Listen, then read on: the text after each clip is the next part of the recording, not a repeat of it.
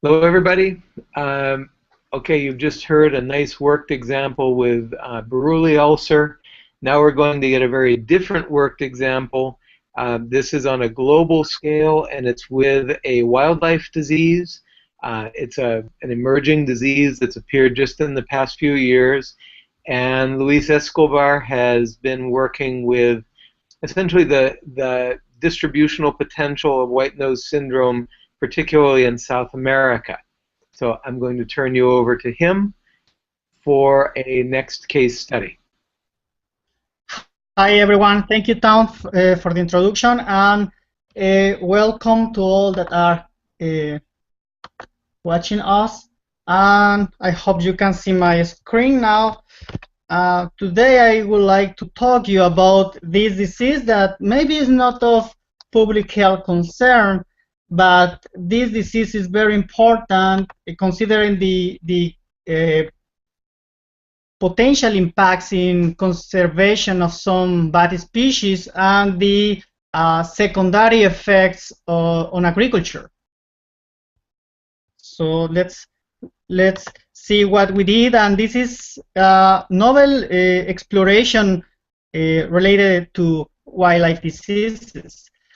This is a fungi disease made by the Pseudogymnoascus destructans. That is a fungus that grows in the muscles and the skin of bats, mainly in the face, in the ears, and on the wings, and is related to these fungus that grow in detritus.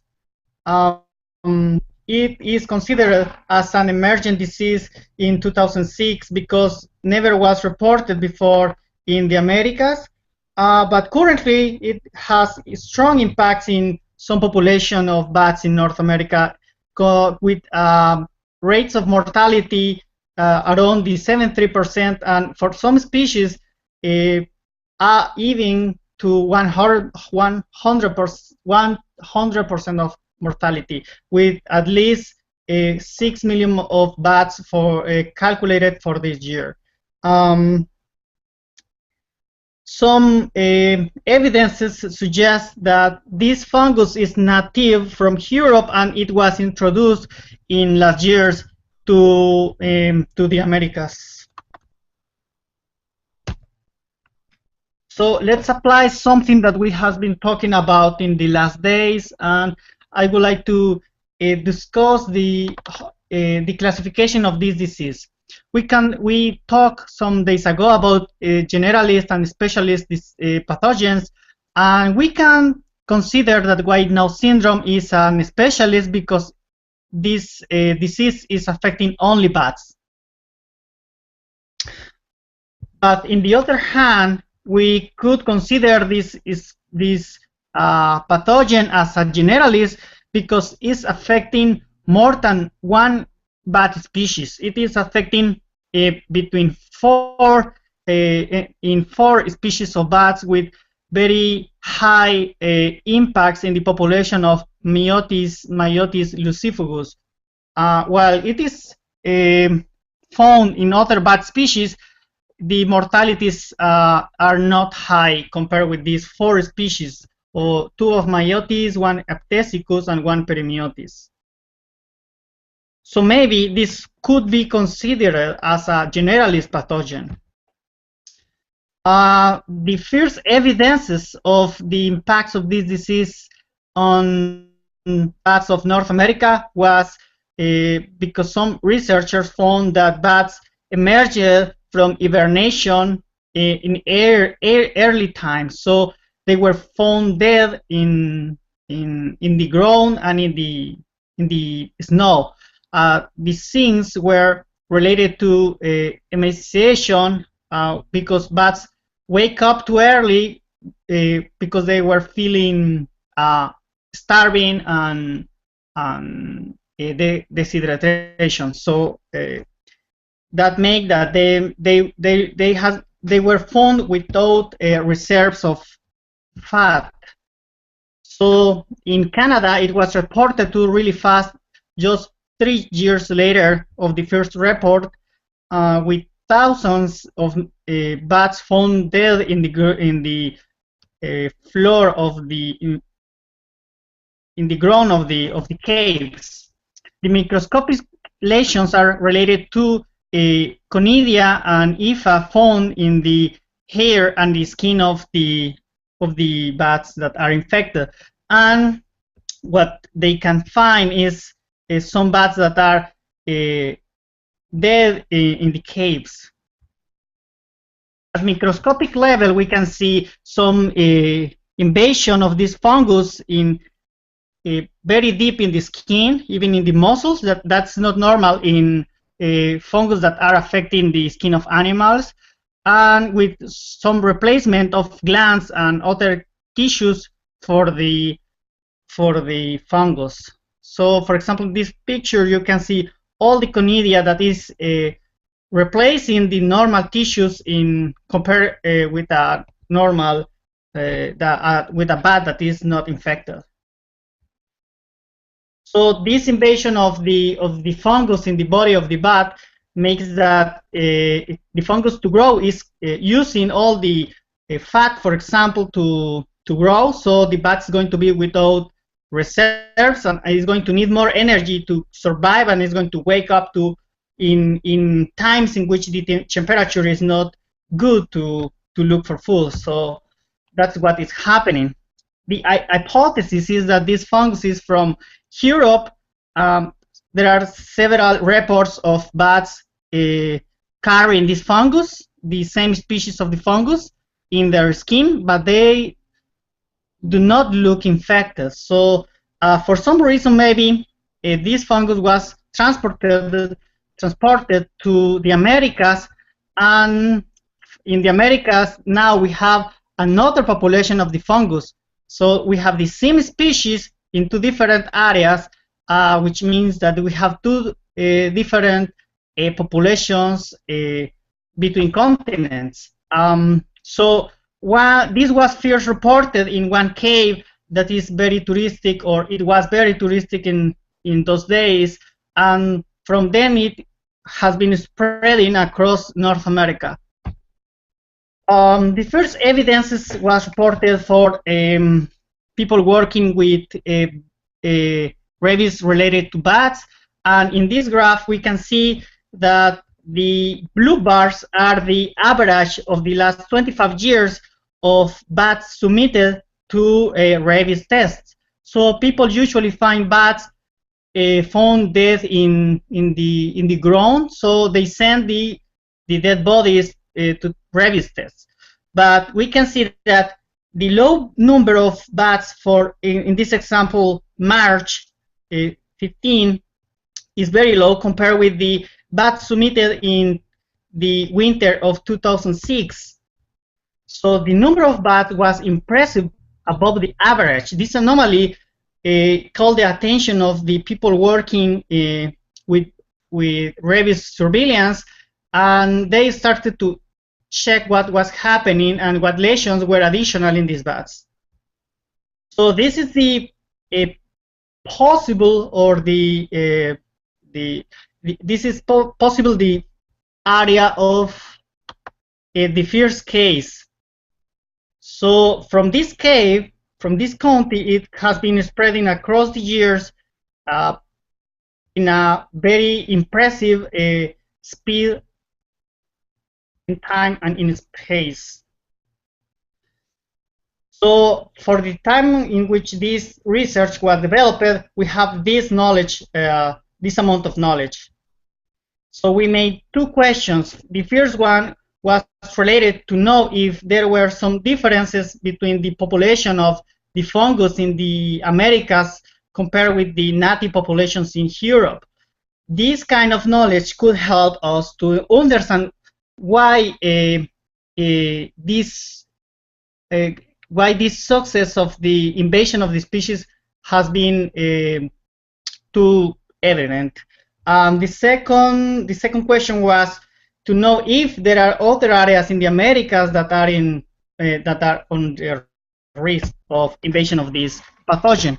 So what we did is an approach related to the understanding of the environmental factors that are shaping the geographic distribution of the species. So we work a lot in the environmental space in this exercise. So you are going to be you're going to watch a lot of examples in this dimension. So in this example, we have the distribution of the species, that is this sphere, and we have several environmental variables that are shaping this distribution. We are not thinking in the geography now, we are just thinking in what environments are shaping the distribution of our species. So this was our first data. These are in blue, in the right, are the areas from which we have a laboratory diagnostic of white nose, of the fungus in Europe. And in the left, we have the official reports of the same species of fungus found in bats in the Americas. So what we did is that we established the distance that was measured as the yearly distribution or the yearly expansion of the fungus annually. This was found by Maher in 2012. So we use a buffer of this distance on all the available occurrences.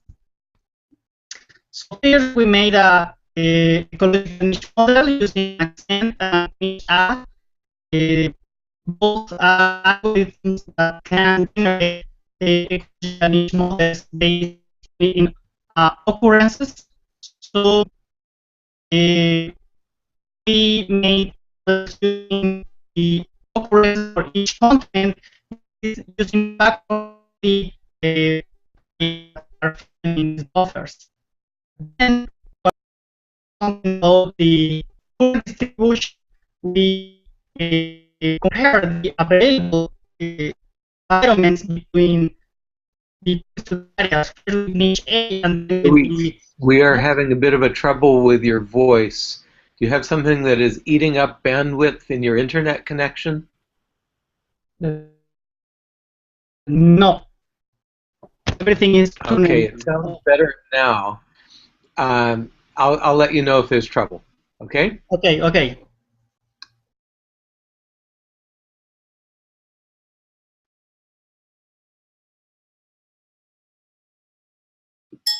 Okay, everybody. Luis just blinked off. Hold on just a moment. We'll get him back.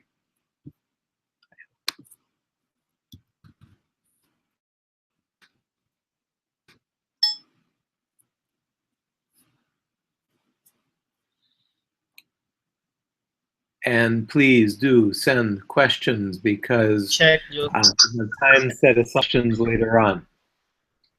Are you back? Hi, Tom. You back? Yes, sir. Okay. Go ahead and start again. Can you see my screen? I can see your face. Right. Okay.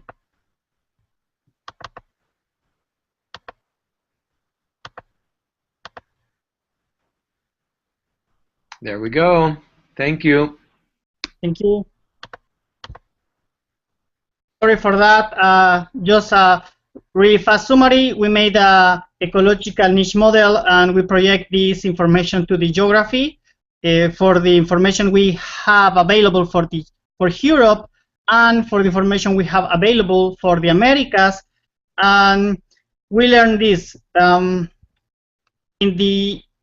In the Americas, this was our study area, all the areas that are in red. But these environments, this environmental combination based on climate, was found only in these areas in Europe. So even when we can think that both areas have a similar latitudinal position, they have a distinct environmental combination based on climate. So you can see that all the available occurrences in Europe are not falling in the environments that are available in North America. On the other hand, you have that the environments that all of them are available in Europe only could be found in this small portion of the East United States. So all the occurrences that are currently due to the invasion are not following the original native environments. So this is very impressive because the species apparently is using novel environments that are not available based on our knowledge of the species in Europe. And if we generate a model based in the occurrences of Europe, we are going to fail to predict the species in the Americas because we don't have a much of environmental information there. So this is very important because some conclusions could be biased if we use occurrences from Europe to predict the occurrence of the species in North America.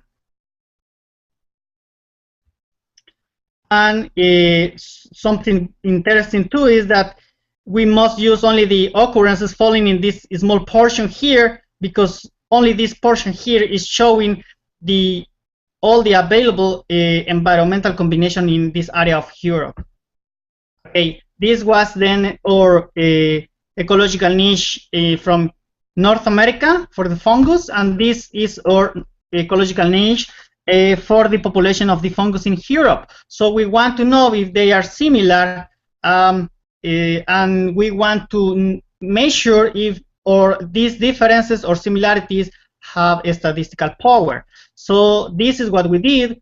All the geographic information was used as environmental distribution, and we have the population of North America in the environmental space compared with the population of Europe in the environmental space, and this is what we see. This is the observed data. So here you can see that Europe is using different environments compared with all the population that is currently in North America.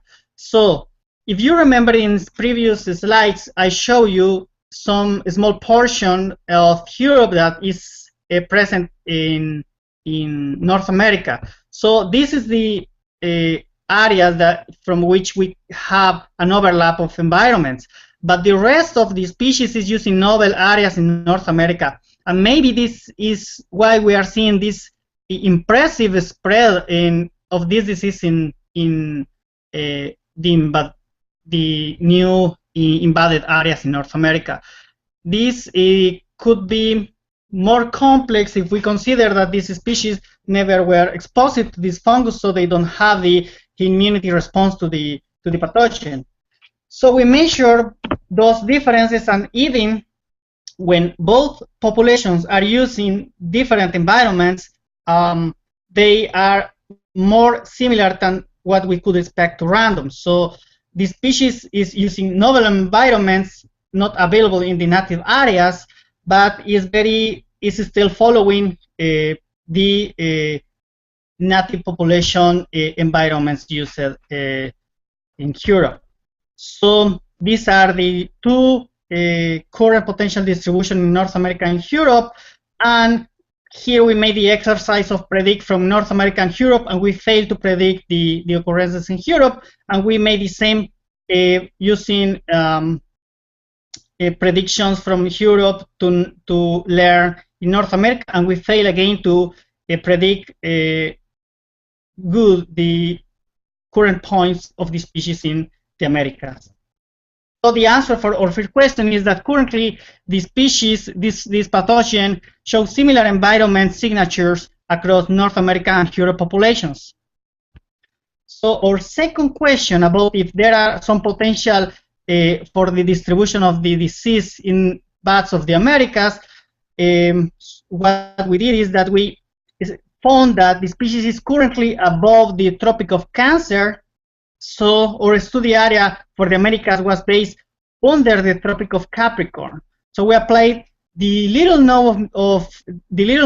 knowledge that we have of this species biography to more consistent, less biased study designs. This was then the study area finally, and we used first the information from Europe, the native information of the species to predict in South America, and then the population of North America was used to predict the occurrences in South America, and then both populations were merged to give more information and predict in South America. So this is what we did, and here you can see in this cloud of points, this is the environmental distribution of all the pixels that are in the 3 study areas. So this could be very confusing, so what I'm going to do is that I'm going to make a polygon around each of these study areas, and that's going to look something like this. But when I delimit each study area, I'm going to see something like this. So I have here all the Americas that are in yellow, all South America that are in yellow. That this is the area in which I would like to see if there are some potential areas for the introduction of this pathogen. Then in blue we have Europe, and in pink we have North America. So this geographic space here is projected here in the environmental space. Okay, this approach could be developed using Niche A, that is a software that is currently available in the platform of this course, and you can see the link here in this presentation too. So we can see in this geographic figure is that the areas in which we have a very good overlap between the native and the invasive areas of the fungus are here. The red areas are the areas with overlap, and the areas from which I do not have overlap with the north hemisphere are in yellow, so are the areas from which I don't have knowledge and are in black here. This was developed using this script, and the information and details are found in this manuscript. So if you are going to work with projections from native to invadable areas, you must use these kind of approaches. To explain what is the meaning of this tone of colors, more close to the native areas are going to be in red, and outside of the areas of calibration are going to be in black. So those are going to be areas from which I do not can do strong conclusions. This is the same analysis, but here using Niche A. So you can see here that all the red areas from North America could be found here, the same environmental combination, and the climate found in Europe could be found only in those areas in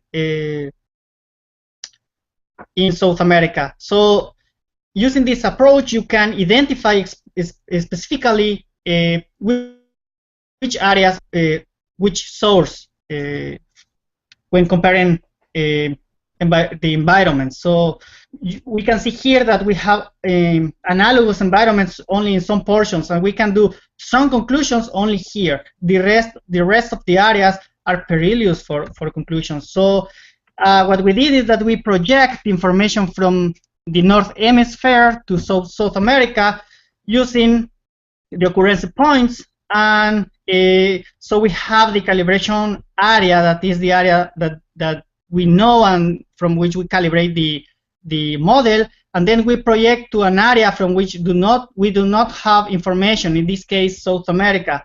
So here we saw, for example, that there are more probability of environmental combination when the temperature is increasing, but then we have an area from which we do not have knowledge. In this example was the black areas here.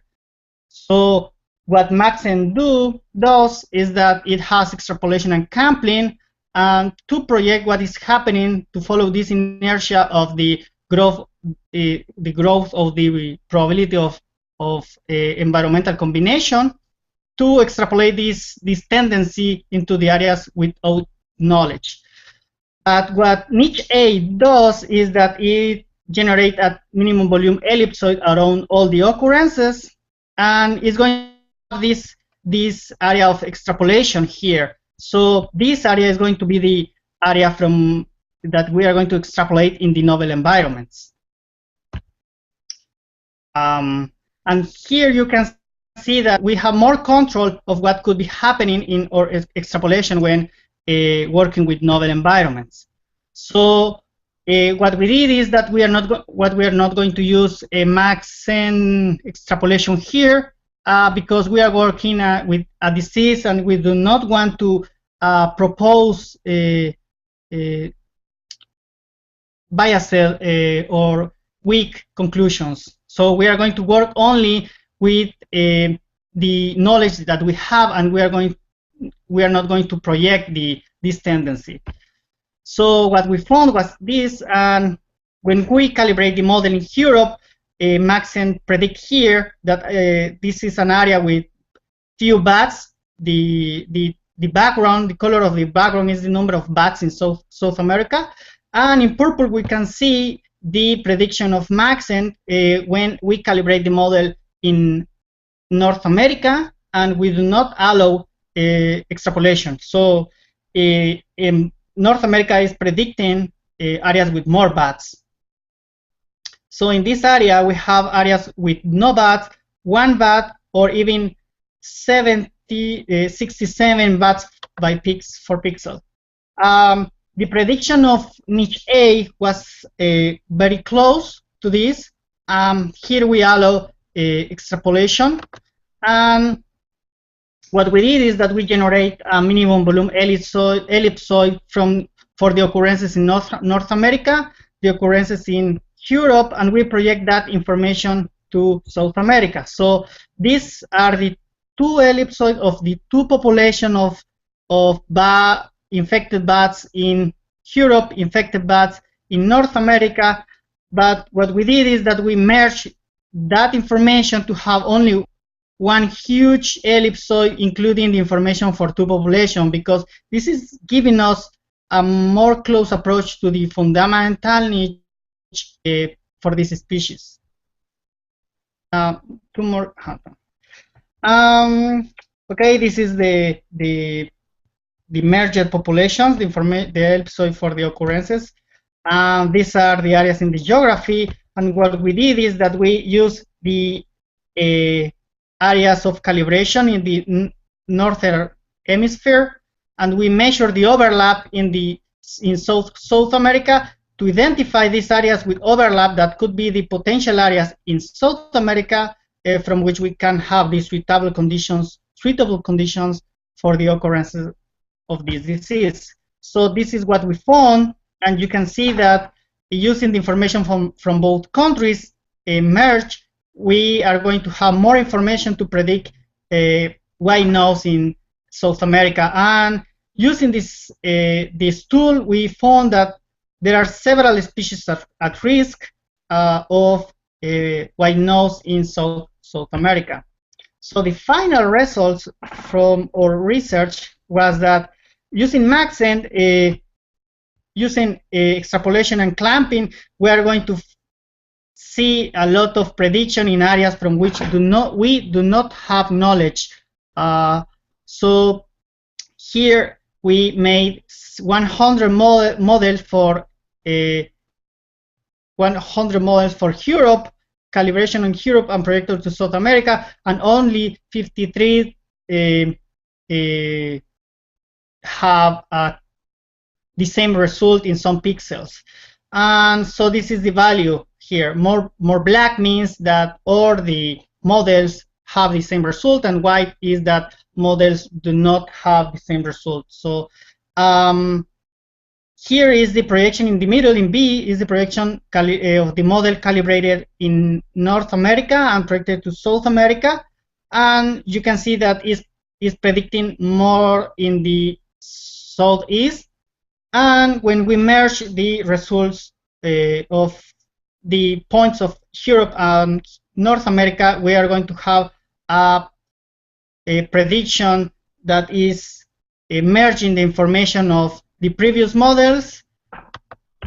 And here, when we use niche A, what we found is that we have the same behavior, finding the Andes with suitable areas for the introduction of the fungus, and areas of Uruguay and Argentina when we calibrate the model in America only, in the north hemisphere of America. And when we merge the information from from both continents, and we project the information to South America, we are going to have a similar pattern compared to the previous models. So to answer our second question, we found that Latin America has in the south potential areas for the presence of the fungus in areas overlapping with the distribution of bats. I would like to add that we made this research using data for February 2013. This exercise is currently in press, and more occurrences are currently available. So when we use novel environments, when we use novel occurrences, we are going to see more information about the novel environments that is used in the species. So the observed values now maybe are going to change in the future if we add more information, and we are going to have a more close model to the fundamental niche of the species. In fact, this is the one of the last maps of the white nose distribution, and here we can see in this circle that this was probably the case 0. I mean the first case found infected. This is the current distribution of counties that are infected, and these are new areas that are infected that were not considered in our model. So this ellipsoid could be currently bigger. So this kind of diseases that are currently evolving and spreading so fast, evolving in information, I mean, needs updates frequently. So as conclusions, we found similarities of the two populations at coarse scales, using climate. Apparently this pathogen is not at equilibrium because it is exploring new environments in the Americas, and so we should expect a bigger niche model than the observed in this presentation. And finally, we must evaluate if the areas for projection has analogous environments compared to the calibration areas. And this is a critical point when modeling biological invasions, and I'm happy that we currently have at least 2 tools to evaluate analogous environments that are very friendly to test this. So that's all about white nose from me, so thank you for listening.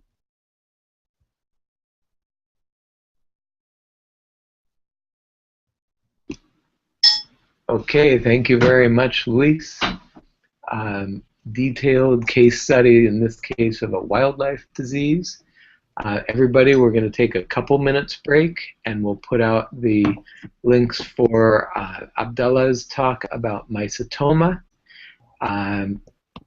And again, please do send us questions because we've got time set aside for that. See you in just a moment.